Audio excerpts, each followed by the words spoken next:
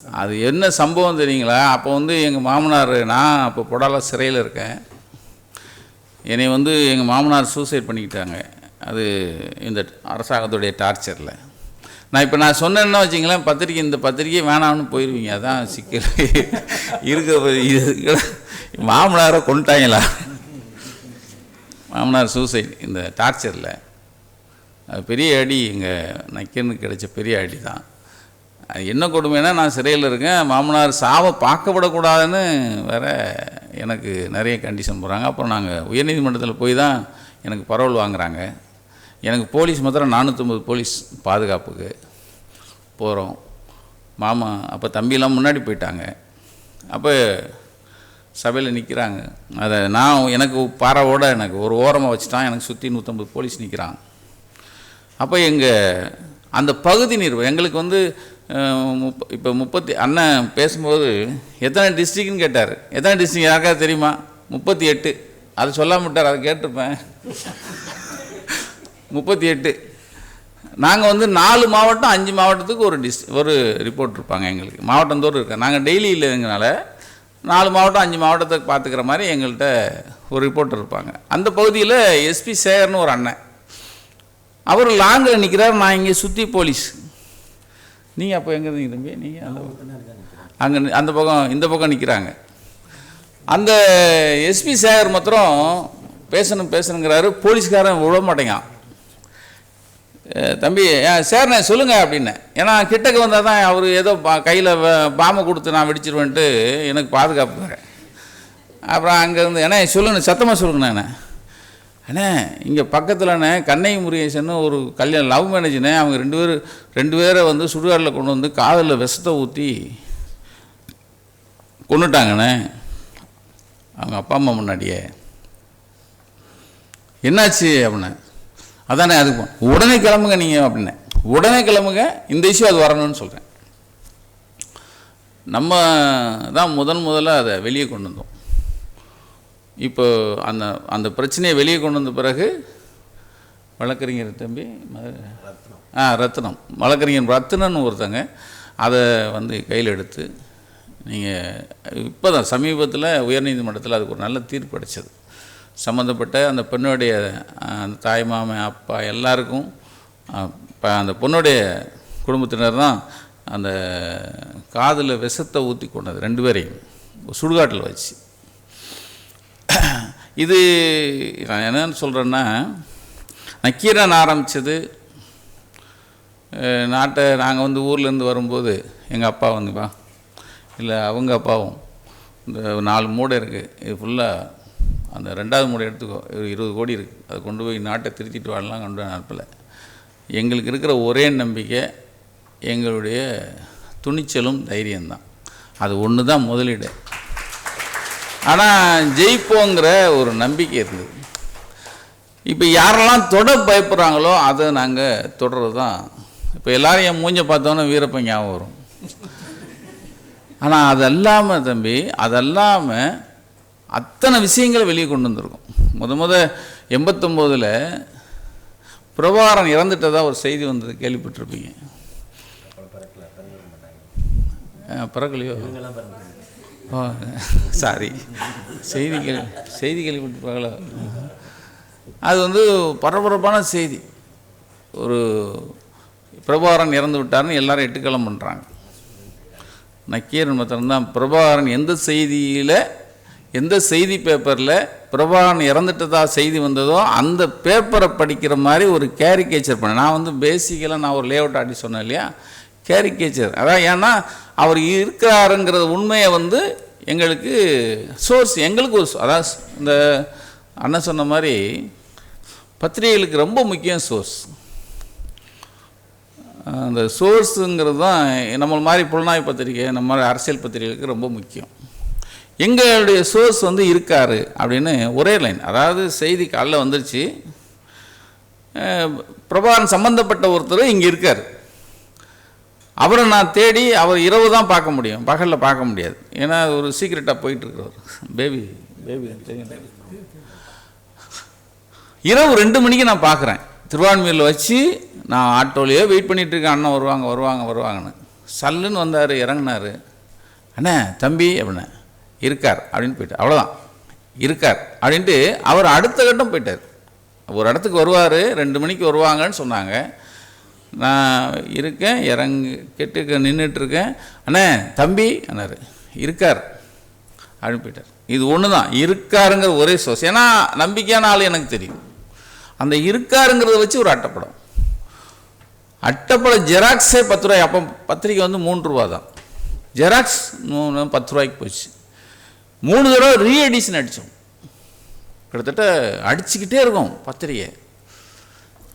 அது பெரிய பிரேக் கொடுத்தது. அதுக்கப்புறம் அது போட்டால் அந்த பத்திரிக்கைக்காரங்களாம் என்னை போட்டு விரட்டி அடித்தாங்க. அது வேறு விஷயம். அப்புறம் நாங்கள் அங்கே போனோம்.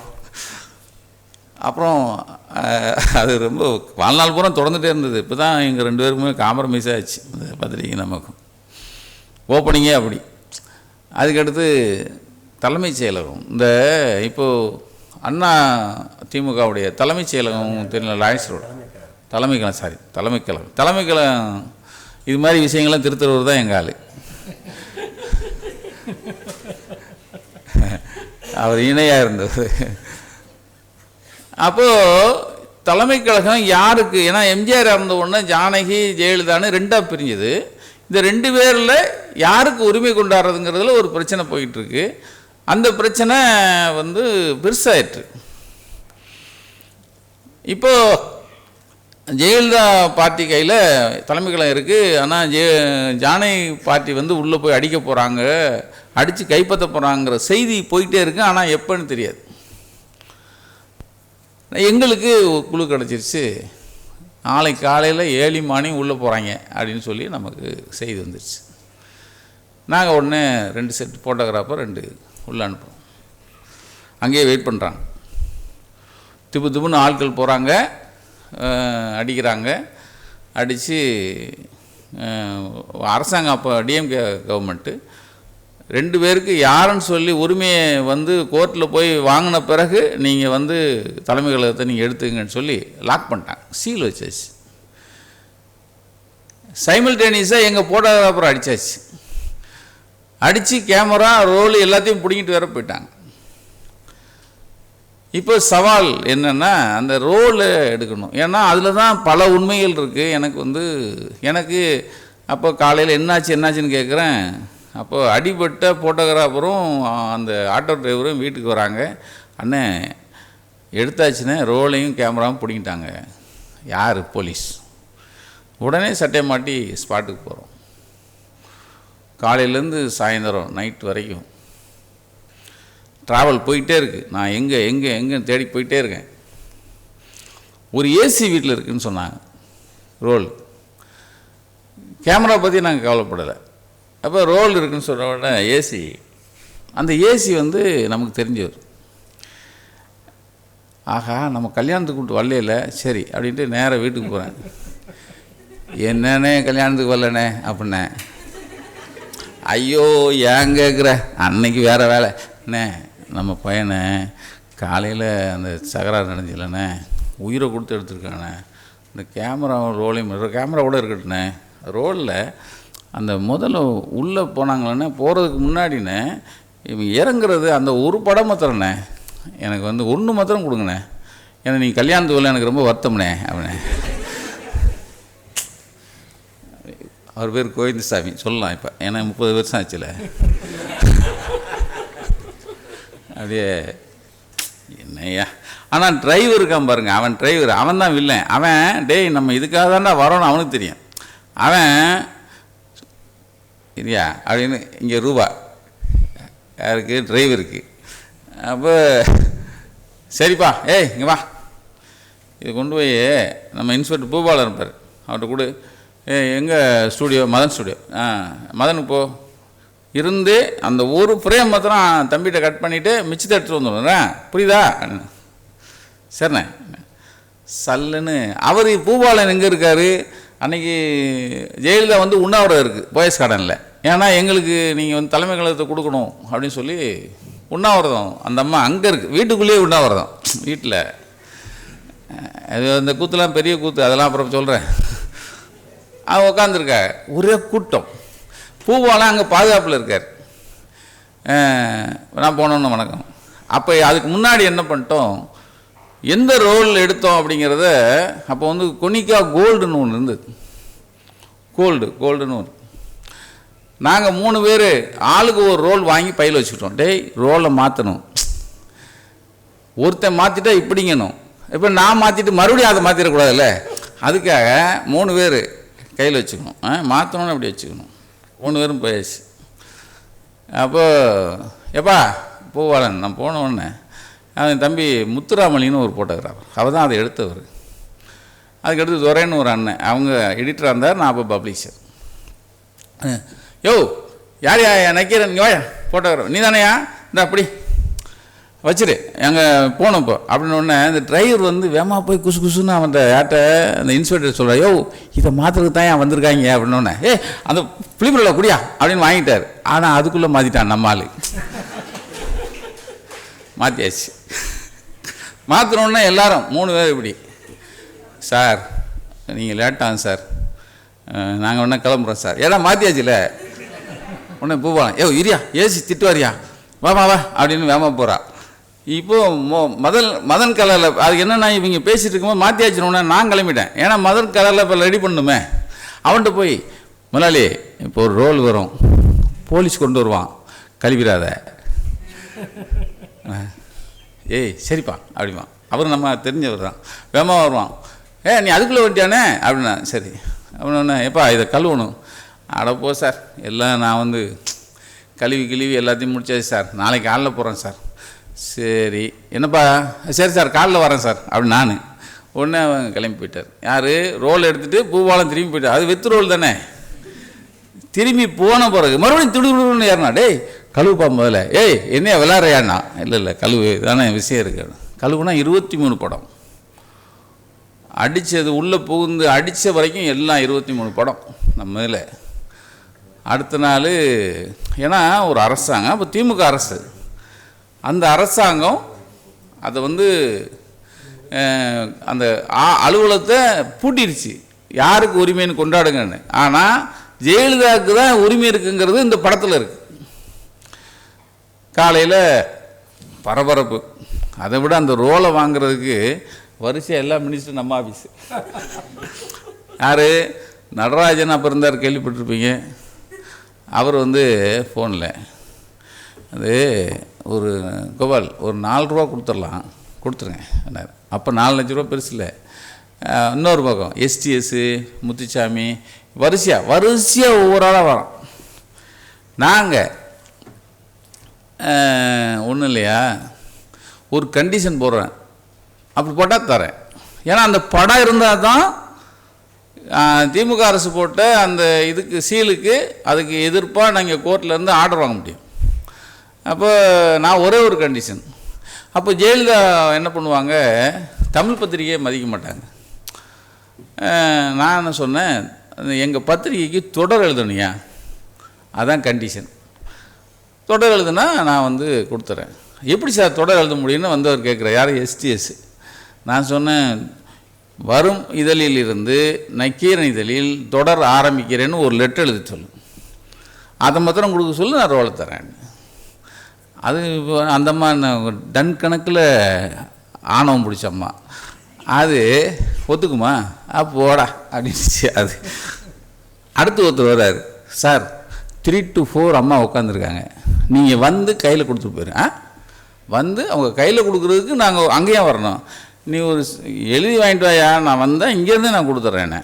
அது 3 to 4 இதுக்காக உட்காந்துருக்கு.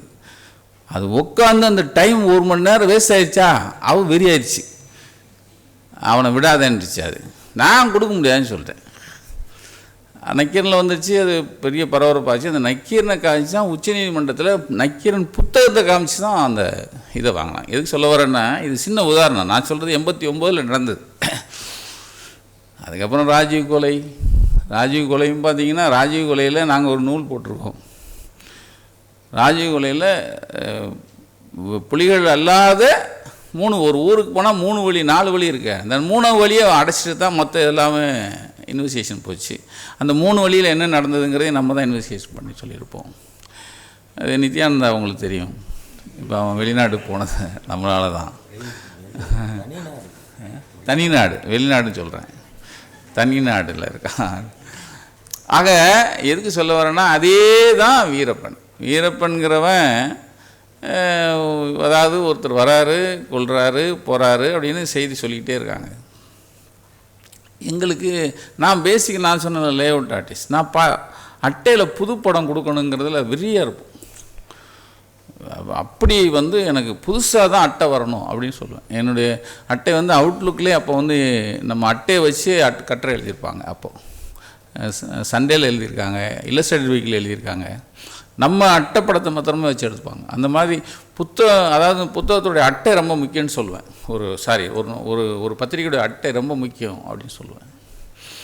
அப்போது வீரப்பன்கிற ஒரு விஷயம் இப்படி இருக்குது, எல்லாம் பரவலாக பேசிகிட்டு இருக்காங்க. அப்போ சட்டமன்றம் நடக்குது. 1993 ஏப்ரல் 1 சட்டமன்றம். ஜெயலலிதா முதலமைச்சராக இருக்காங்க, செங்கோட்டையன் காட்டமைச்சராக இருக்கார். காட்டிலாக்கா காட்டமைச்சர்னு வச்சுக்காங்க. அவர் சொல்கிறாரு வீரப்பன் கேள்விக்கு, வீரப்பன் எங்கள் தேடுதல் வேட்டைக்கு பயந்து தமிழ்நாடை விட்டே ஓடிவிட்டான், பாம்பே பக்கம் போயிட்டான் அப்படின்னு அவர் சொல்கிறாரு. ஜெயலலிதா ஆமாம் அதை ஆமோதிக்கிறேங்கிறார் அந்தம்மா. நாங்களும் ஆமோதித்தோம், நமக்கு ஒன்றும் இல்லையே, ஏன்னா ஏதோ வீரப்பனை அனுப்பிட்டாங்க போல் அப்படின்னு. வீரப்பன் இருக்கானா இல்லையான்னு முதல்ல கேள்வி இருந்துச்சு.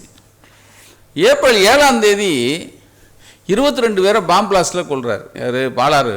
பாலாறு பாம் பிளாஸ்ட்னு சொல்லிட்டு அது அவங்க ஊர் பக்கம்தான், சேலம் அந்த சைடு.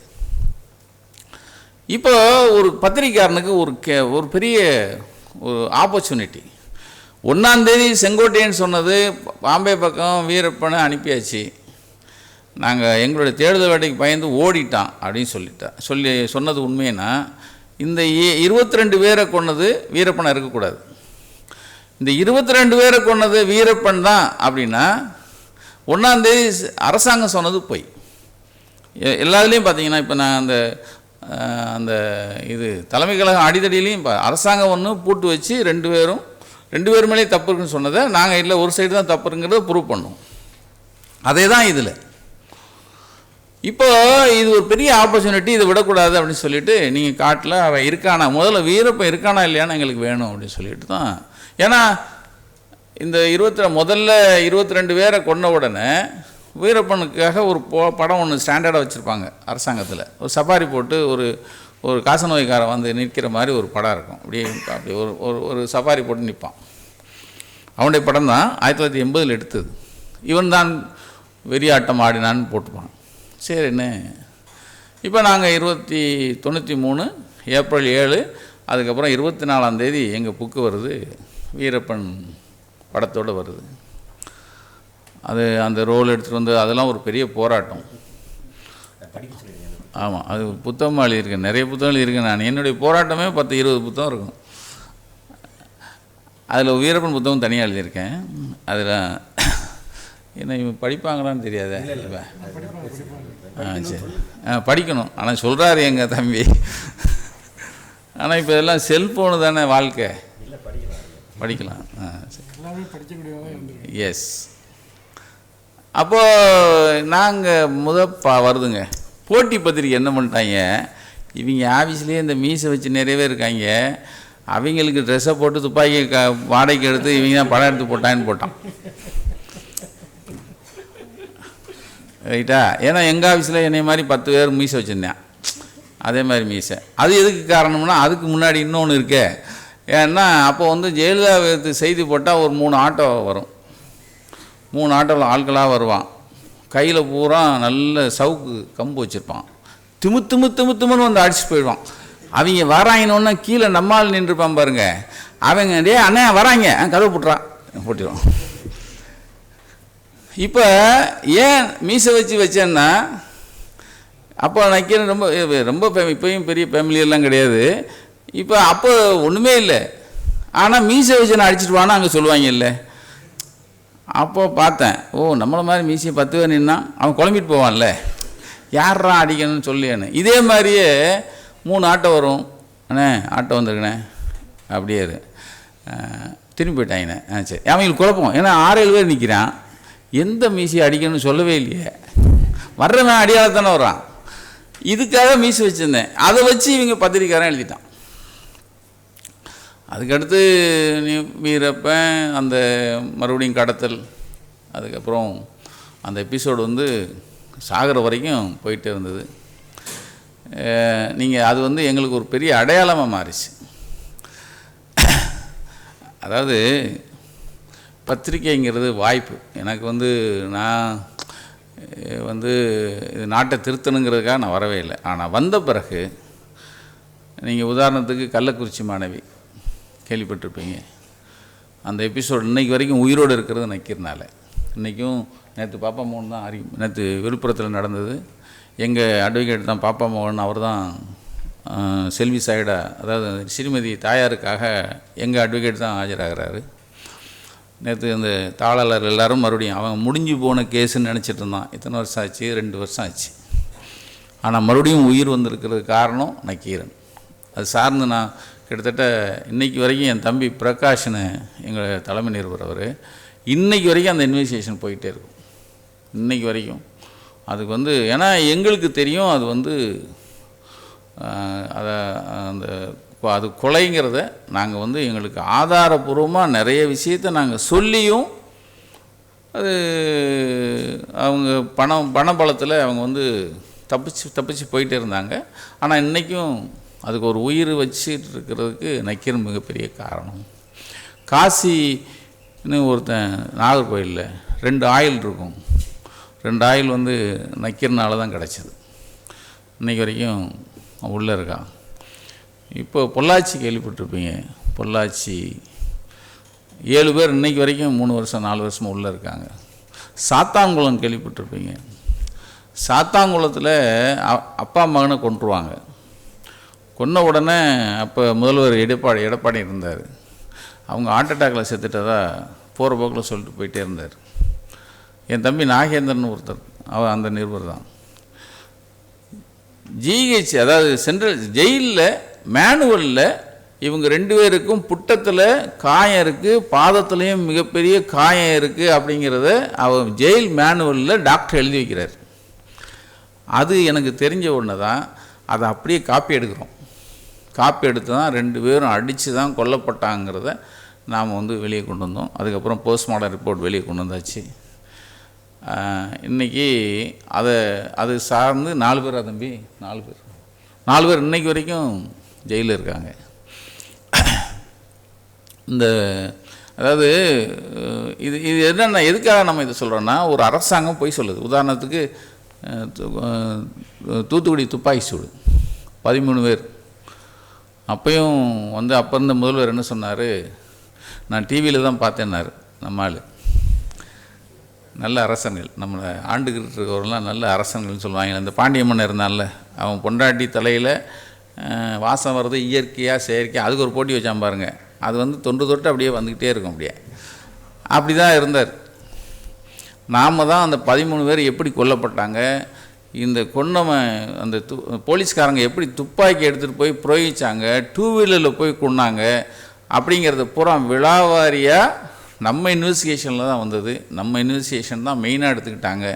நம்மளும் அந்த ஒரு இது வச்சாங்களே தம்பி அருணா ஜெகதீசன் ஆணையத்தில் நாம் போய் சாட்சியம் கொடுத்தோம். இப்போ குற்றவாளிகளாக சம்மந்தப்பட்ட போலீஸ்காரங்கள்லாம் சேர்த்துருக்காங்க. இது வந்து எந்த பத்திரிக்கையும் செய்யாத ஒரு துணிச்சலான விஷயத்தை. ஏன்னா இதனால் வர்ற விளைவுகள் ஏராளம். ஏன்னா எனக்கு அதான் முன்னாடி டிவியில் பார்த்துருப்பேன். எனக்கு அதிகமாகலாம் வழக்கில்லை, 261 எஃப்ஐஆர் தான் இருக்குதுன்னு சொல்லியிருப்பேன். அந்த வீரப்பன் விஷயத்தில் ராஜ்குமாரை கடத்திட்டாங்க.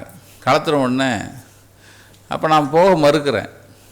எங்கள் ஐயா குத்துசையான்னு சின்ன குத்துசையான்னு ஒருத்தர் இருந்தாங்க. அவங்க அறையில் ஒளிஞ்சிருக்கேன்.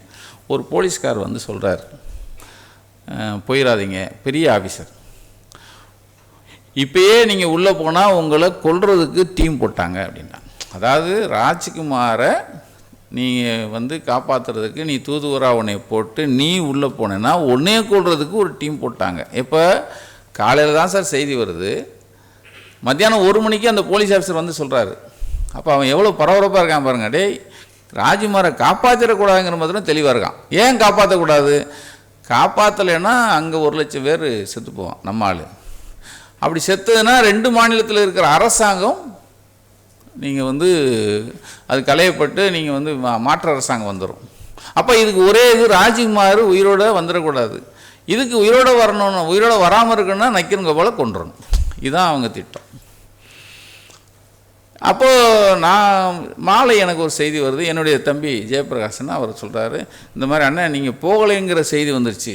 நான் ஏன் போக மறுத்தேன்னா, ரொம்ப பெரிய மிஷன், நீங்கள் அதில் மாத்திரம் தோற்றுருந்தா இன்றைக்கி எங்கள் அண்ணன் என்னை இங்கேயே கூப்பிட்டுக்க மாட்டார். ஏன்னா நக்கீரனே இருந்திருக்காது. ஏன்னா நீங்கள் சம்பாதிச்சதெல்லாம் சேர்த்து வச்சு சூதாட்டம் பண்ணுவோம்ல, அது மாதிரி இந்த சூதாட்டம் இது. நக்கீரன் ராஜ்குமார் மீட்பில் நாங்கள் மொத்தத்தையும் என் தம்பி எங்கள் உழைப்பு எல்லாத்தையும் சேர்த்து வச்சுட்டு நான் உள்ளே போகிறோம்.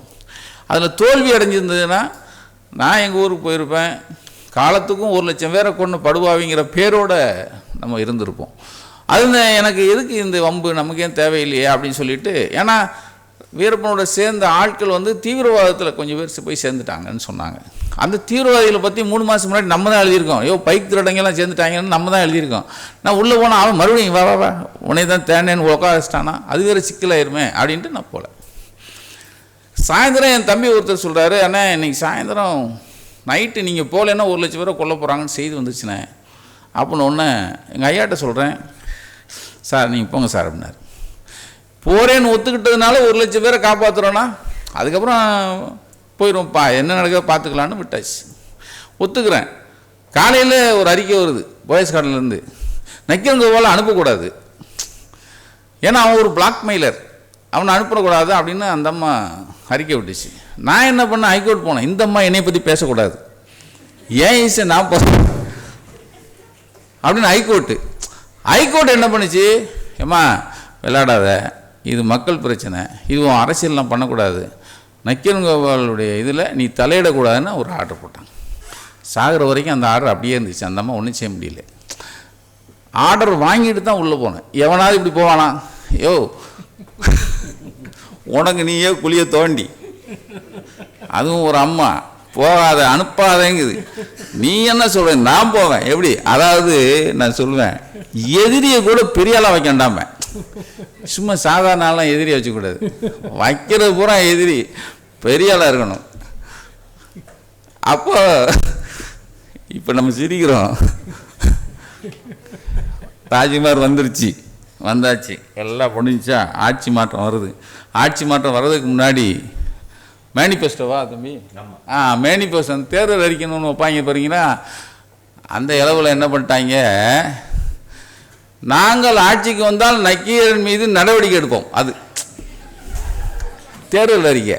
அதாவது வந்தால் காவிரி நீரை கொடுப்போம், இல்லைன்னா ₹1 ஆட்சி கொடுப்போம்லாம் இல்லை, ஆட்சிக்கு வந்தால் நக்கீரன் மீது நடவடிக்கை எடுப்போம். ஏன்னா அந்த அம்மா சொன்னதை நாங்கள் ஏற்று போயிட்டோம்ல.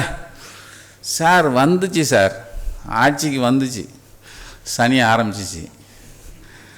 நாங்கள் எல்லாரும் அதாவது துண்டை காலம் துணியை காலம்னு ஆளுக்கு ஒரு பக்கம் ஓட்டோம். ஒரு பக்கம் நைட்டு போகணும், இன்னும் உயிரோட இருக்கீங்க அப்படின்னு. ஏன்டா, இல்லைண்ணே வேறு மாதிரி செய்தி வருது. அப்புறம் நான் ஒன்று தம்பி, அப்புறம் என்னோட தம்பி என் காமராஜ் இருந்தார், தம்பி இப்படி செய்தி வருது. இல்லைண்ணே, அண்ணே தலைவரை அரெஸ்ட் பண்ணதா செய்தி. கலைஞரை அரெஸ்ட் பண்ணிட்டாங்க, நம்மளை நினச்சிட்டாங்க எல்லோரும். அதாவது ஒரு இளவு விழுந்தால் இவர் தான் ஃபஸ்ட்டு அப்படிங்கிற. அடுத்து அப்பையும் விடலை, 2001 கலைஞர் அரெஸ்ட்டு, 2002 2001 சாயந்தரம் டிசம்பர் மாதம் எனக்கு ஒரு லெட்ரு போயஸ் கார்டன்லேருந்து ஒரு லெட்டர் கொடுக்குறான். லெட்டரை பார்த்தா என் மேலே என்னென்ன வழக்கு இருக்குதுன்னு முதல்ல லிஸ்ட்டை கொடுங்கிறான். என்னென்ன மர்டர் கேஸு எல்லாத்தையும் எடு, இவன் மேலே போடு, இவனை விட்டுறாத அப்படின்னு ஒரு ஃபேக்ஸ் மெசேஜ் கொண்டு வந்து காமிச்சோன்னா நான் ஜூட் ஓட்டேன், ஒரே ஓட்டம். கிட்டத்தட்ட 8 மாதம் 9 மாதம் தலைமறைவு. அதுக்கப்புறம் 1 வருஷம் ஜெயிலு. ஏன்னா அந்த அம்மா எழுத்துட்டோம்ல, அதிகமாகலாம் என் மேலே வழக்கு போல். 3 மர்டர் கேஸு, 4 கடத்தல் வழக்கு, 1 பொடா வழக்கு, 1 ஆயுத வழக்கு. இது மாதிரி என் தம்பியின் மேலே அந்த அம்மா எழுத்துட்டோம்ல, அதுக்கு அதெல்லாம் வந்துட்டோம். ஒரு 6-8 வருஷம் பண்ணோம். இதுக்கு முன்னாடி 91 அந்த அம்மா ஆட்சிக்கு வரையில் பா. சிதம்பரத்தை திருச்சியில் வச்சு அடித்தாங்கன்னு கேள்விப்பட்டிருக்கீங்களா? நீங்கள் அப்போ பிறந்திருக்கீங்களா தெரியாது. 1-2 பேர் தலையாட்டுறாங்க, அப்போ தெரிஞ்சிருக்கு. அது வந்து அது எப்போன்னா நான் ஜெயிலில் அப்போ 91 வந்தோன்னே அப்போயே எங்களை ஜெயிலில் வச்சுட்டாங்க. ஒரு வாட்டர் கேட் ஊழல்னு ஒரு டாக்குமெண்ட் ரிலீஸ் பண்ணியிருந்தோம். அந்த டாக்குமெண்ட் ரிலீஸ் பண்ண உடனே நான் எங்கள் அப்போ எடிட்டராக இருந்தவர், அப்புறம் தம்பி, அப்புறம் ரிப்போர்ட்ரு இவர் ஐயாமேல் இருந்ததில் 3 பேர், பிரிண்டர் அப்ஸ்காண்ட் 3 பேர் அரெஸ்ட். சிறையில் எனக்கு நான் அப்போ உண்ணாவிரதம் இருந்துட்டோம். நான் சொல்கிறது 1991 ஆகஸ்ட் 16 எங்களை அரெஸ்ட் பண்ணுறாங்க. 2வது நாள் எனக்கு வந்து நாங்கள் உண்ணாவிரதம் இருந்தோம். அப்போது போலீஸ்காரர் வந்து சொல்கிறாரு, அண்ணே சிதம்பரத்தை அடிக்க போகிறாங்கண்ணே. எங்கே? ஆமாண்ணே, சிதம்பரத்தை திருச்சியில் அடிக்க போகிறாங்க. அப்படியா? உடனே உண்ணாவிரதம் கேன்சல், எங்கள் பார்வையாளர்லாம் வர சொல்லுங்க அண்ணே. எங்கள் ரிப்போர்ட்டர் எல்லோரும் ஃபோட்டோகிராஃபர் ரிப்போர்ட்டர்லாம் வந்தாங்க. உடனே கதிரைன்னு ஒரு அண்ணாச்சி வந்தார். அவர் எங்கள் ரிப்போர்ட்டர், எங்கள் ஃபோட்டோகிராஃபர் கம் ரிப்போர்ட்டர். அவர் சொன்னாண்ணே, திருச்சியில் சிதம்பரத்தை அடிக்க போகிறாங்கன்னு செய்தி வருது. இங்கே போலீஸ் நம்பிக்கையாக நமக்கு அந்த போலீஸ்காரன் தான் சொல்கிறாங்க. நீங்கள் என்ன பண்ணுங்கள், 3 செட்டு கிளம்பி போயிருங்க. திருச்சியில் ஏடிஎம்காரன் எங்கெல்லாம் தங்கியிருக்காங்களோ அங்கெல்லாம் நீங்கள் ரூம் போட்டுக்குங்க. என்ன செய்வீங்களோ தெரியாது, அடிக்கிற படம் வேணும், அவ்வளோதான், சிம்பிள். 3 பேர் போயாச்சு, சிதம்பரம் வந்தாச்சு, இறங்கியாச்சு, அடித்தாச்சு. அன்றைக்கி சாயந்தரம் பேப்பரில் வந்து செய்தி என்னென்னா, சிதம்பரம் மத்திய அமைச்சர் சிதம்பரம் தாக்கப்பட்டார், காவிரி விவசாயிகள் வெகுண்டு அவரை தாக்குனாங்கன்னு சொல்லி செய்தி மாலை மலரில். நம்மளால் தான் படம் எடுத்துட்டார். அண்ணே எடுத்தாச்சுண்ணே அப்படின்னாரு. வந்தார். வந்து பார்த்தா ஒரு கூட்டம், அதாவது இரும்பு தடியோட இளவரசன் ஒரு ஏடிஎம்காரரு, ஏடிஎம்கே வேட்டி கட்டிட்டு ஒருத்தர் இரும்பு தடியோடு நிற்பார். பக்கத்தில் அவங்க எம்எல்ஏலாம் நிற்பாங்க. அவர் கூட்டத்திலேருந்து வெளியே வந்து அப்படி வந்து அடிக்கிற மாதிரி 6 படம் நம்மால் எடுத்துட்டார். அதாவது 2 நாளைக்கு முன்னாடி தான் ஒரு அரசாங்கம், எங்களுக்கு இதுக்கு சம்மந்தம் இல்லை, காவிரி பிரச்சனைக்காக விவசாயிகள் தான் வெகுண்டு அடித்தாங்கன்னு ஒரு சிஎம் அறிக்கை கொடுக்குறாங்க. 3வது நாள் நம்ம 6 படம் போட்டு அதை வேற இருக்கிறோம். இது ஒரு போதை. ஆனால் அதுக்கு வந்து 21 நாள் நம்ம ஆஃபீஸை கரண்ட் கட் பண்ணாங்க. அன்பா வந்தாங்க 21 நாள். எங்களை மாத்திரம் கரண்ட் கட் பண்ணல, எங்கள் ஹவுஸ் ஓனரையும் சேர்த்து கட் பண்ணிட்டாங்க. அவர் ஏன்னா அப்படியா கரண்ட் மெனக்கட்டு வந்து தோண்டி எடுக்கிறாங்க, தோண்டி கட் பண்ணுறான். அப்போ நாங்கள் ஹைகோர்ட் போனோம். 21 நாள் கழித்து எங்களுக்கு அப்போது பிஎஸ் பாண்டியன்னு அவர் தான் அப்போ அட்வொகேட்டாக இருந்தார். 21 நாள் கழித்து பண்ணோம். இதில் இந்த அதாவது இதில் எங்களுக்கு வெற்றி என்னென்னா, இன்றைக்கு வரைக்கும் ஒரு ஜெயலலிதாவுடைய அறிக்கையை நம்ம வந்து சவாலாக எடுத்து அது பொய் அப்படிங்கிறத அந்த ரெக்கார்டில் பார்த்தீங்கன்னா, நீங்கள் சிதம்பரம் அடித்தது, அதே மாதிரி 100 நாள் அந்தம்மா ஆட்சி வந்துச்சுங்க. ஆட்சி வந்தோடனே ரொம்ப களைச்சி போச்சு. களைச்சி உடனே அவங்க ஊட்டிக்கு போகிறாங்க அப்படின்னாங்க. போய் தொலைவிட்டேன், நமக்கு என்ன அப்படின்னேன். ஊட்டி ஏஜென்ட் எங்களுக்கு ஃபோன் பண்ணார். என்ன பண்ணார், என்ன இந்த போட்டோ ஸ்டூடியோலாம் போட்டு சொல்கிறாங்கண்ணே, எதுக்குன்னு தெரில, போலீஸ் வந்து போட்டு சொன்னாங்கண்ணா. எதுக்கு? இல்லை சிஎம் ஏதோ வராங்களாம், போட்டோ ஸ்டூடியோலாம் போட்டோ ஸ்டூடியோ ஏன் போட்டு சொல்கிறாங்க? அவர் வந்து ஃபோட்டோகிராஃபர் வேறு. ஃபோட்டோ ஸ்டூடியோ போட்டு சொல்கிறாங்கன்னா எங்கேயே இடிக்குது என்னென்ன அதானே தெரியல. 4 நாள் எவனும் வெளியே வரக்கூடாதுன்னு போலீஸ் வந்து சொல்லிட்டு போனேன். இந்த அம்மா ஊட்டிக்கு போகுது, இது ஏன் ஸ்டூடியோ அப்போ நான் என்ன கேட்டேன், எங்கள் பகுதி நிருபர் அப்போ மகரன் தானே இருந்தது. தம்பி அந்த அம்மா ஏதோ ஊட்டிக்கு வருதான், படம் வேணுன்ட்டேன். எனக்கு என்ன செய்ய தெரியாது, படம் வேணும். ஏன்னா அது போட்டோ ஸ்டூடியோலாம் போட்டு சொல்லுது. அப்போ ஏதோ ஒரு வில்லங்க இருக்குது, எனக்கு எடுத்து சொல்லு அப்படி. அப்போ எங்களுக்கு செய்தி என்னென்னா, நம்ம பாஸ்கர்னு என் தம்பி ஒருத்தர் இருந்தான் கும்பகோணம், அவன் ஒரு டாக்குமெண்ட் கொடுத்தான். அது என்னென்னா கொடநாடு, அப்போ வந்து கிரேக்மோர் எஸ்டேட்னு அது பேர். அதனுடைய டாக்குமெண்ட்டை எடுத்துகிட்டு வந்து, அண்ணே ஆடிட்டர் கொடுத்தாரு, இதை வந்து மிரட்டி எழுதி கேட்குறாங்களாம் அப்படின்னு இதை கொண்டு வந்து கொடுத்தாரு, அந்த டாக்குமெண்ட். இப்போ கொடநாடு பார்க்குறது தான் இந்த அம்மா போகுது. அதனால தான் ஃபோட்டோகிராஃபர் எவனையும் உள்ளே வரக்கூடாதுன்னு எங்களுக்கு ஒரு யூகம். இப்போ அந்த அம்மா போயிடுச்சு, வந்துடுச்சு. வந்த உடனே ஒரு வாரமாக 4 நாளாக 5 நாள் இருந்தாங்களா, ரொம்ப களைச்சி போய் ஒரு வாரம் வந்தாங்கன்னு வச்சுங்க. ஒரு வாரம் கழித்து நக்கீரனில் அட்டைப்படம் வருது. அது வரைக்கும் சசிகலாவும் ஜெயலலிதாவும் 2 பேரும் தோழிகள்னு எல்லாம் வெளியே பேப்பரில் செய்தி இருந்தது.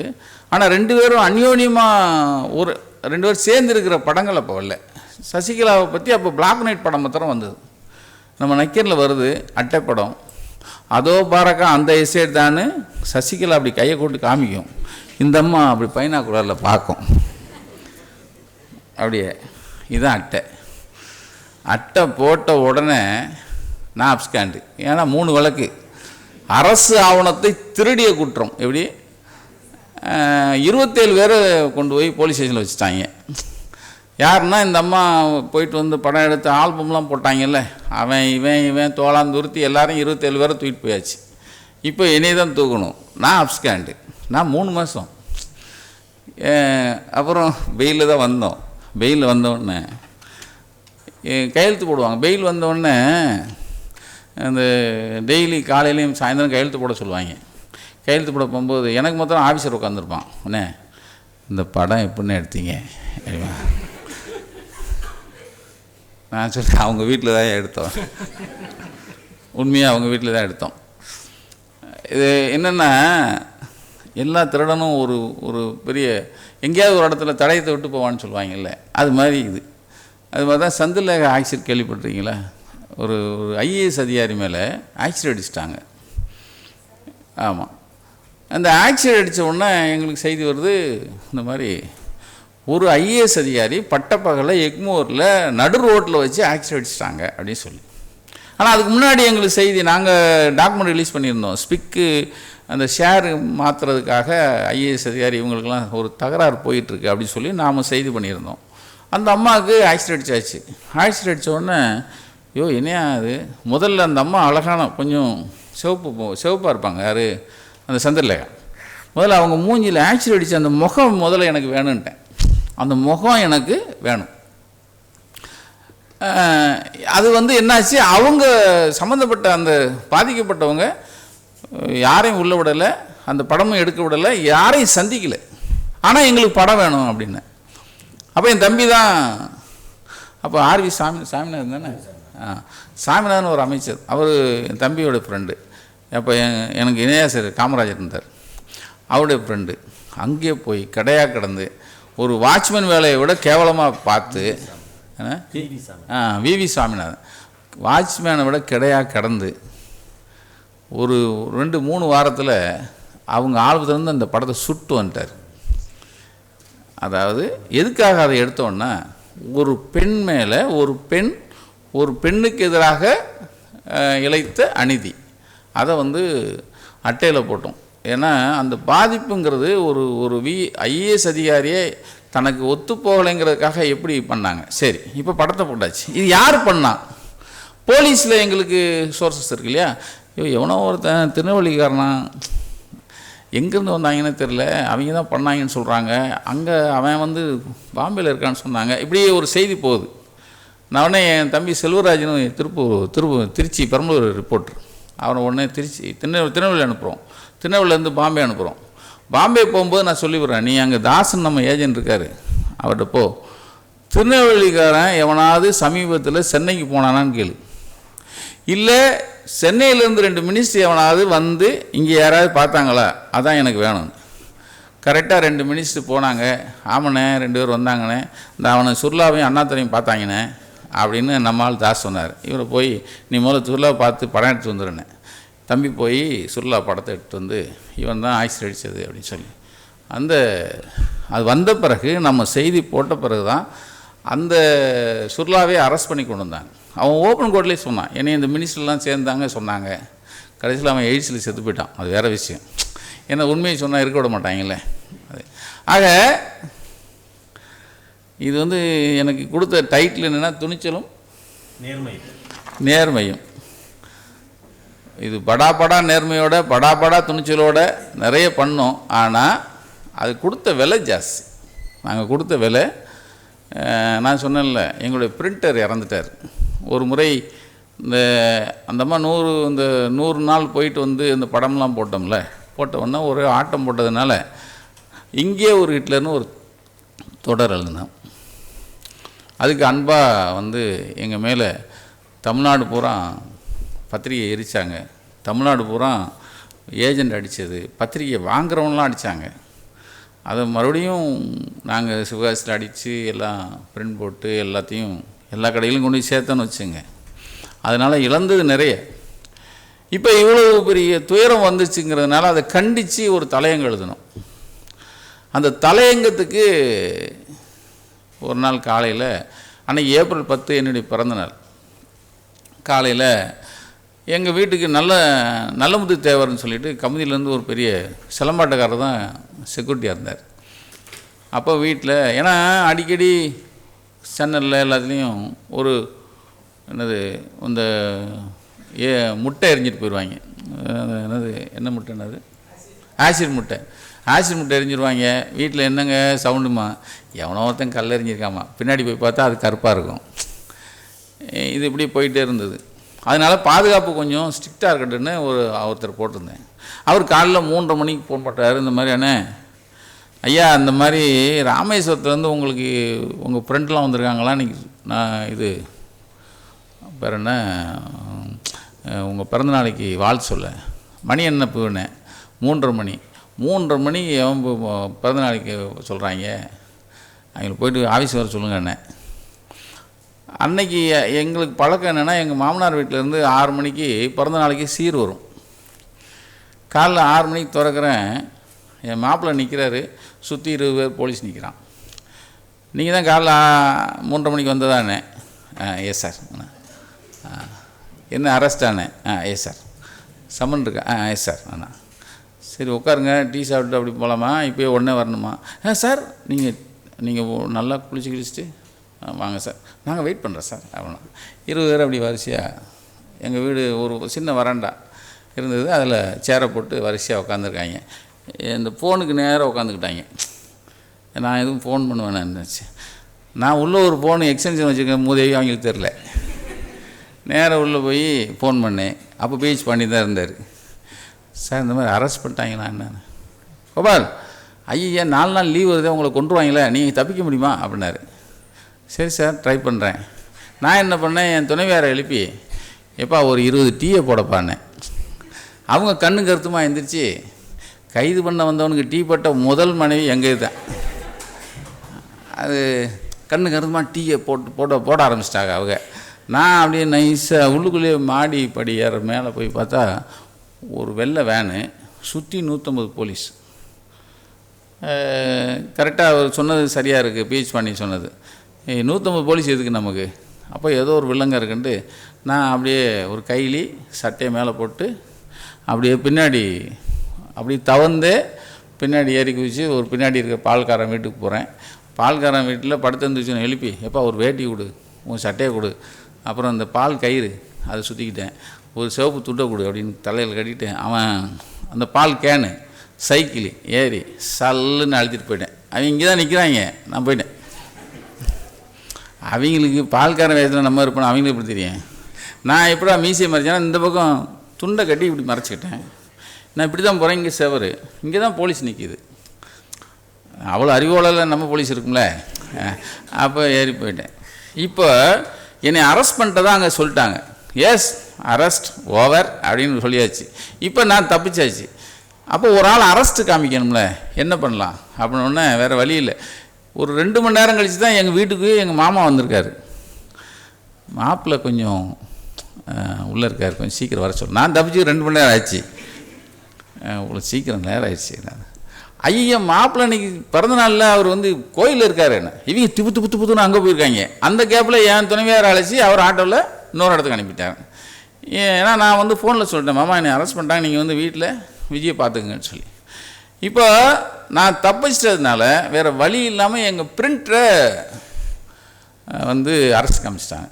10 நாள் வச்சுருந்து அவர் இறந்துட்டார் என் டார்ச்சரில். ஏன்னா என்னை எங்கே இருப்பான் நான் ஓட்டேன், அதில் இறந்துட்டார். எதுக்கு சொல்ல வரேன்னா, இந்த இத்தனை விஷயங்களை வெளியே கொண்டு வந்திருக்கோம். அது ஒரு பெரிய பெருமை தான். ஆனால் அது கொடுத்த விலை வந்து ரொம்ப ஜாஸ்தி. நான் வந்து கடைசியாக இப்போ ஒரு செய்தி, அந்த செய்தியை வந்து டிடிவி தினகரனே ஒரு பேட்டியில் எங்கள் அம்மா வந்து நல்ல நான்வெஜ் சாப்பிடுவாங்க அப்படின்னு ஒரு பேட்டியில் சொல்கிறாரு. அதை தான் நான் முன்னாடி சொல்லியிருந்தோம். 1000 பேர் வந்து அடித்தேன் ஆஃபீஸை. 1000 வந்து அடிக்கட்டும், அது வேறு விஷயம். ஆனால் அவங்க திட்டமே என்னை கொல்றது, என் தம்பிகள் ஒரு 5 பேர் சேர்ந்து கொல்றன்னு தான் பிளான்.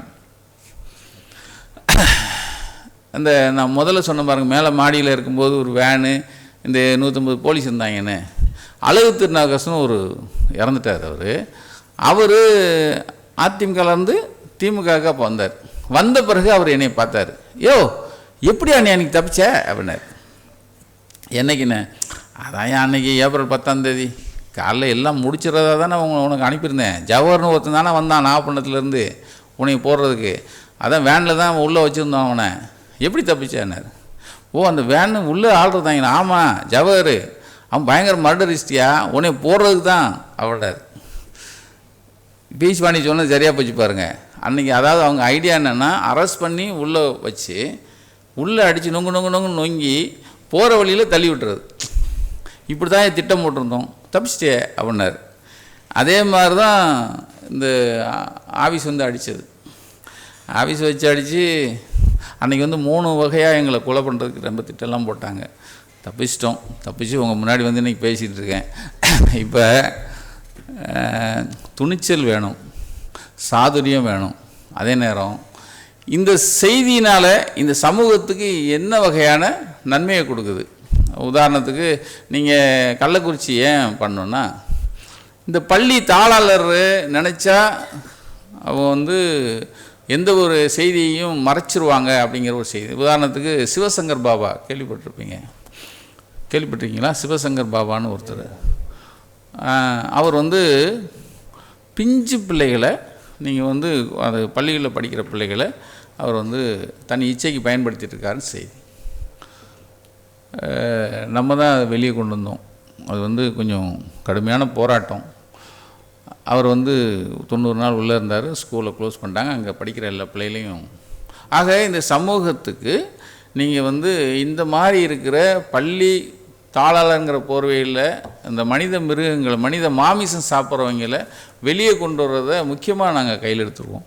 அதுதான் இந்த பத்மசேஷாத்திரி ஒருத்தன் அன்றையோட பாடம் எடுத்தான ஒருத்தன், ராஜகோபால்னு ஒருத்தன். அதை முதல்ல வெளியே கொண்டு வந்தது நம்ம தான் வெளியே கொண்டு வந்தோம். அது என்னென்னா, அதுக்கு முன்னாடி வந்து ஒரு பையன் நீங்கள் வந்து நீச்சல் குளத்தில் இறந்தது, அதுதான் நம்ம வெளியே கொண்டு வந்தோம். ஆக இப்போ நீங்கள் எல்லாருமே ஜேர்னலிஸ்ட்டுங்கிற ஒரு விஷயத்துக்குள்ளே வந்துட்டீங்க. அதில் ரொம்ப முக்கியம் இன்வெஸ்டிகேஷனுங்கிறது ரொம்ப முக்கியம். இப்போ புலனாய்வு வந்து எங்கள் குணசேகர் சொன்னார், புலனாய்வு இப்போது வந்து அதுக்கு ஒரு கேப் இருக்குது. அது வந்து அது என்ன சொன்னார் புலனாய்வுக்கு? தம்பி குணசேகர், புலனாய்வுக்கு இப்போ வந்து ஒரு 10 வருஷமாக இடைவெளி இருக்குதுன்னு சொன்னார். அது நக்கீரன் அந்த நக்கீரனில் வந்து தொடர்ந்து அதை வந்து நாங்கள் இந்த விஷயத்தை இன்றைக்கி 36 வருஷமாக இன்றைக்கு வரைக்கும் கையில் எடுத்து நாம் போராடிக்கிட்டு இருக்கோம். அந்த போராட்டங்கிறது மக்களுக்கான போராட்டம் தான். நீங்கள் வந்து எப்பயுமே நாங்கள் பாதிக்கிற பக்கம் அவங்க பக்கம்தான் நிற்கிறது. நீங்கள் இப்போ செல்வி பக்கம், இது அந்த பிள்ளையை பறி கொடுத்துட்ருக்கிற அந்த அவங்க பக்கம்தான் நம்ம எப்பயுமே நிற்போம்.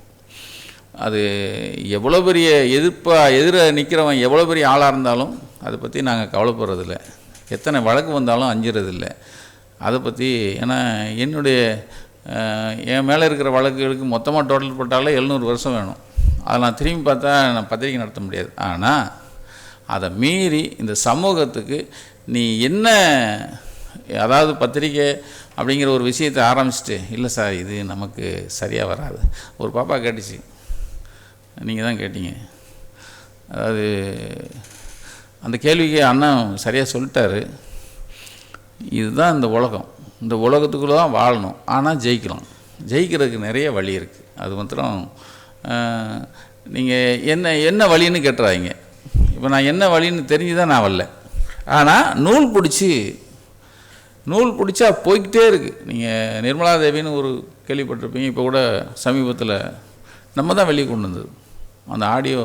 முத எங்கள்கிட்ட தான் வந்துச்சு. அது ரொம்ப பதறி போச்சு அந்த ஆடியோ. அது பின்னாடி இருக்கிற சதி எல்லாத்தையும் கொண்டு வந்தோம். அதுக்காக எனக்கு ஒரு நாள் அரெஸ்ட்லாம் பண்ணாங்க. மறுபடியும் இன்றைக்கி அந்த நிர்மலா தேவி இன்றைக்கி உள்ளே இருக்குது. ஆக நக்கீரன் செய்தி உண்மைங்கிறத இன்றைக்கி நீங்கள் அது உண்மையானதுங்கிறது நக்கீரன் கிடைச்ச மிகப்பெரிய கிரெடிபிலிட்டி. ஆக அந்த கிரெடிபிலிட்டி அப்படிங்கிற ஒரு விஷயம் ஒரு பக்கம். இன்னொரு பக்கம் தைரியமும் துணிச்சலும் இருந்தால் தான் இந்த பத்திரிகை உள்ளது. ஏன்னா எங்கள் அப்பாவும் எங்கள் வீட்டுக்காரரும் ஆஃபீஸ் போயிட்டு வரான்னு சூட்கேஸ் கையுமா நாம் இல்லை நானும் ஆஃபீஸ் போயிட்டு வரேன் அந்த எண்ணம் இருந்தால் இந்த புலனாய்வுக்குள்ளே வர முடியாது. நீங்கள் எல்லாருமே தைரியமிக்கவர்கள் தான் எங்கிட்ட இருக்கான்னு நான் சொல்ல வரல. ஆனால் நாங்கள் எடுத்த கொள்கையில் நீங்கள் எதையும் நீங்கள் துணிஞ்சு வெளியே கொண்டு வர்றதுக்கு நீங்கள் எந்த நேரமும் நக்கீரன் கதவு திறந்திருக்கும் அப்படிங்கிற நம்பிக்கையில் தான் எங்களை நம்பி நாங்கள் நிறைய செய்திகளை நாங்கள் வெளியிடுறோம். இப்போ சமகாலத்தில் செல்ஃபோன் எல்லாரையும் மழுங்கடிச்சிருச்சு. நான் அது பைக்கில் இருக்கிற சனியன்னு சொல்லுவேன் எப்பயுமே. அது நம்ம பையிலே வச்சுட்டு இருக்கிற ஒரு சனியனோட நம்ம அலைகிறோம். ஒவ்வொரு மனுஷனுடைய ஆவரேஜாக ஒருத்தர் மனுஷனுடைய 3 மணி நேரம் 4 மணி நேரம் தூக்கத்தை சாப்பிட்டுருச்சு. அது நல்லபடியாக சாப்பிடுதா கெட்டபடியாக சாப்பிடுதா அதுக்குள்ளே இல்லை. ஆனால் இதை மீறி இன்னும் ஜெயிக்க வேண்டியது நிறைய இருக்குது. ஏன்னா எலக்ட்ரானிக்குங்கிறது ரொம்ப பெருசு. எலக்ட்ரானிக் இன்னும் அடுத்தடுத்து என்ன ஆகுன்னு எனக்கு தெரியாது. ஆனால் இதை மீறி இப்போ நாங்கள் அடுத்த கட்டம் யூடியூப்பு ஆன்லைன் வந்துட்டோம். இப்போ ஓடிடி தளத்துலேயும் உள்ளே வந்துட்டோம். இப்போ கூசே முனுசாமி வீரப்பன்னு ஒரு டாக்கு சீரிஸ் வந்திருக்கு, பார்த்துருப்பீங்க. அது என்னுடைய மக தான் ப்ரொடக்ஷன், தீரன் ப்ரொடக்ஷன். என் மக தான் எடுத்திருக்கு, எங்கள் டீம் தான் அது. அடுத்த கட்டமும் வந்துட்டோம். ஆக இது வளர்ச்சி அடைகிறதுக்கு ஏற்ற மாதிரி நாங்களும் அடுத்த கட்டம் கால் வச்சிட்டோம். இப்போ நான் சொன்னது பூராமல் இது நான் ஒரு கால்வாசியில் 10 விழுக்காடு சொல்லியிருக்கேன். இன்னும் 90 விழுக்காடு இருக்குது. ஆனால் புலனாய்வு பத்திரிகை அப்படின்னாலே நாங்கள் எடுத்துக்கிட்டது துணிச்சலும் தைரியத்தையும் மாத்திரம் வரவழைச்சி எங்கள் பத்திரிக்கையை நீங்கள் நடத்திட்டு போகிறோம். உங்களுக்கு ஏதாவது 1-2 கேள்விகள் இருந்தால் நீங்கள் கேளுங்க. மீடியா சென்சிபிளாக ஹேண்டில் பண்ணுதா? இப்போ நீங்கள் கூட எக்ஸாம்பிள் சொன்னீங்க, அந்த ஐஏஎஸ் ஆஃபீஸரோட பிக்சர் எனக்கு வேணும்னு சொல்லிட்டு நீங்கள் போயிட்டு இருந்தீங்கன்னு சொல்லிட்டு. ஸோ அந்த விக்டிமோட பிக்சரை டிஸ்கஸ் பண்ணக்கூடாது ஆக்சுவலாக. ஆனால் அப்போ தான் ரீச் ஆகும் அப்படிங்கிறதுனால அவங்க ப்ரைவசி அப்போ அந்த ப்ரைவசியில் இப்போதான் அந்த கண்டிஷன்லாம் வந்திருக்கு. நாங்கள் ஏன் எடுத்தோம்னா சொல்லிடுறேன். ஒரு பெண் ஐஏஎஸ் அதிகாரி பட்டப்பகலில் ஆக்சிடென்ட்ஸ் இருக்காங்க. இதை நீங்கள் சொல்லலைன்னு வச்சுங்களேன், இதை நீங்கள் படமும் போடாமல் விட்டுருந்தா அது மக்கள்கிட்ட பாதிப்பே உண்டாக்காது. அதாவது ஒரு வன்மத்தை வெளியே சொல்கிறது. இப்போ தான் அந்த கண்டிஷன்லாம் கொண்டு வந்துட்டாங்க. எல்லாத்தையும் மூஞ்சியை பிளர் பண்ணி போடுறது இதெல்லாமே அப்போ இல்லை. அப்போது நாங்கள் எங்களுடைய பொது நோக்கம் என்னென்னா, ஒரு உயர் பதவியில் இருக்கிற ஒருத்தங்க தனக்கு ஒத்து போகலைன்னா நாங்கள் இந்த எக்ஸிம் போகலன்னு ஆட்சியாளர் இருக்காங்க, அதை நீங்கள் வெளியே சொல்லணும்ல. நாங்கள் அதோட நிறுத்தலை, அது யார் பண்ணாங்கிறதையும் கொண்டு நாங்கள் மக்கள் முன்னாடி கொண்டு நிறுத்துறோம். இதில் உங்கள் கேள்வி என்ன? சொல்லுங்க. ஆமாம், இல்லை அது பண்ணலையே. அது இப்போ பொதுவாக நான் மீடியா இன் ஜென்ரல் சொல்கிறேன், சென்சிபிளாக ஹேண்டில் பண்ணுறாங்களா அப்படின்னு. இல்லை அப்படி தான் பண்ணலாம். இந்த பாண்டிச்சேரி பிள்ளைய நீங்கள் அவங்க யாருமே பண்ணல, நாங்கள் பண்ணல. அதுதான் அந்த சோஷியல் மீடியாவுக்கும் மெயின் ஸ்ட்ரீம் மீடியாவுக்கும் இருக்கக்கூடிய ஒரு டிஃப்ரென்ஸ். மெயின் ஸ்ட்ரீம் மீடியா இந்த நார்ம்ஸை கடைபிடிச்சாகும். இப்போ நீங்கள் சொன்ன மாதிரி சந்திரலேகா ஐஏஎஸ் மேலே அந்த ஆசிட் அட்டாக் நடந்தப்போ அந்த ஃபோட்டோவை எடுத்துக்கொண்டு போடுறது தான் அன்னைக்கு ஜேர்னலிசமாக இருந்துச்சு. அது ஜேர்னலிஸ்ட் எத்திக்காகவும் இருந்துச்சு. ஆனால் அதன் பிறகு விக்டிமோட பர்டிகுலராக விமனாக இருந்தால், சைல்டாக இருந்தால், ஜுவைனலாக இருந்தால் அவங்களுடைய படங்கள் முகத்தை காட்டக்கூடாது அப்படிங்கிறது பின்னாடி அதுக்கான சட்டங்கள் வருது, விதிமுறைகள் வருது. அது வந்த பிறகு மெயின் ஸ்ட்ரீம் மீடியா எதுவுமே அதை பண்ணாது. ஏன்னா இதுக்கு ஒரு பொறுப்பு இருக்குது, இதுக்கு ஒரு பதிவு இருக்குது. இப்போ பத்திரிக்கை நடத்துகிறாங்க, நக்கீரன் நடத்துகிறாங்கன்னா ஆர்என்ஐ, இங்கே உட்காந்து ஆர்என்ஐ அப்படிங்கிற அந்த ரெஜிஸ்ட்ரேஷன் இருக்கும், registered newspaper of India அப்படிங்கிற அந்த ஆர்என்ஐ நம்பர் அதில் இருக்கும். அதே மாதிரி ஒரு டிவி மீடியா இருந்துச்சுன்னா அதுக்கு ட்ராயில் அவங்க வந்து அதுக்கான லைசன்ஸ் வாங்கி அந்த உரிமத்தோடு தான் நடத்துகிறாங்க. அப்போ நாங்கள் நடத்தும் பொழுது இதெல்லாம் இருக்கணும், இதெல்லாம் இருக்கக்கூடாதுங்கிற எங்களுக்கு விதிமுறைகள் தெரியும். அதன்படி இந்த மெயின் ஸ்ட்ரீம் மீடியா நடந்தது. சோஷியல் மீடியாவில் இருக்கிறவங்களுக்கு அவங்களும் மீடியா அப்படிங்கிறனால அது ஒரு உண்மை, அப்படியே மெயின் ஸ்ட்ரீம் மீடியா மாதிரி அவங்க நினச்சிக்கிறாங்களே தவிர அந்த பொறுப்புணர்ச்சி அங்கே வந்து அவங்க பொறுப்புணர்ச்சியும் அவ்வளோவா இருக்கிறதில்ல. இந்த விதிமுறைகளும் தெரிகிறது. ஒருத்தங்க அனுப்புனா உடனே அதை போடுறது, நீங்கள் சொல்கிற மாதிரி அது ரொம்ப சென்சேஷனாக இருக்குது, சென்சிட்டிவான விஷயம் அப்படின்னா இதை நம்ம பகிர்வோம் அப்படின்னு.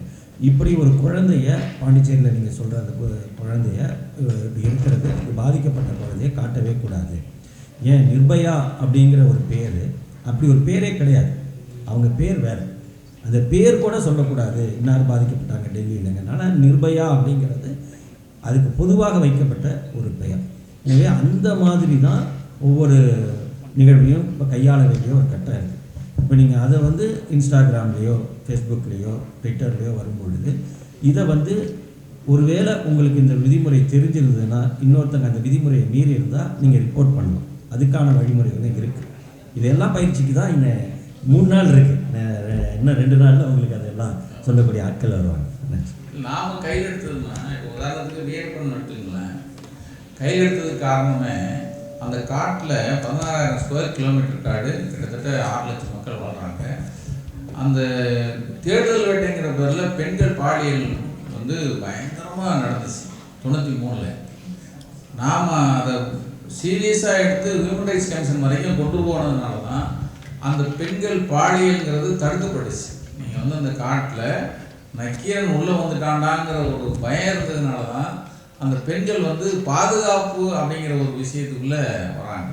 ஆக நீங்கள் பொதுவாகவே நாங்கள் நம்மளால் இந்த அது எதுக்கு அதுதான் சந்திரலேகா சொன்னேன். சந்திரலேகாங்கிற இனிமேல் இது மாதிரி தனக்கு அடங்காத அதிகாரிகளை ஆக்சிட் அடித்து கொண்டுவோங்கிற அந்த அந்த இது வந்து இவங்களுக்கு பயம் வரணும், அடிக்க ஏற்பாடு பண்ணவங்களுக்கு அப்படிங்கிறதுனால தான் அதை எக்ஸ்போஸ் பண்ணணும். இந்த வீரப்பன் விஷயம் நம்ம சொன்னது மாதிரி நீங்கள் என்னது நித்யானந்தா ஏன் பண்ணோங்கிறீங்க, அவன் ஒரே பெண் பிள்ளைகளை வச்சு பாலியல் விஷயம் அவ்வளவு ரொம்ப மோசமாக பண்ணான். அதனால தான் அதை நம்ம வந்து அந்த படுக்கையறை விஷயங்களையே நம்ம வெளியே கொண்டதுக்கு காரணம் ஒரு சாமியார் பொருள்களே இவ்வளோ மோசம் பண்ணுறாங்கிறத நம்ம எக்ஸ்போஸ் பண்ணணும். இந்த ப்ரைவேசிக்குள்ளே இதெல்லாம் நான் ப்ரைவேசியாக நினைக்கவே இல்லை. ஏன்னா அவன் நினைப்பான் என்னுடைய பெட்ரூம் அதுக்குள்ளே ஏன் கேமரா விடுறானே, நீ சாமியாரா மூதேவி, சாமியார் இன்னொரு சாமியாராக தானே இருக்கணும். அப்போது இவன் எவ்வளவு இவனால் வந்து எத்தனை பெண்கள் வந்து சீரழிக்கப்பட்டிருப்பாங்கிறத நம்ம சொல்லணும்னா இந்த விஷயத்தை சொல்கிறது தான். அப்படி தான் நம்ம கொண்டு வரோம்.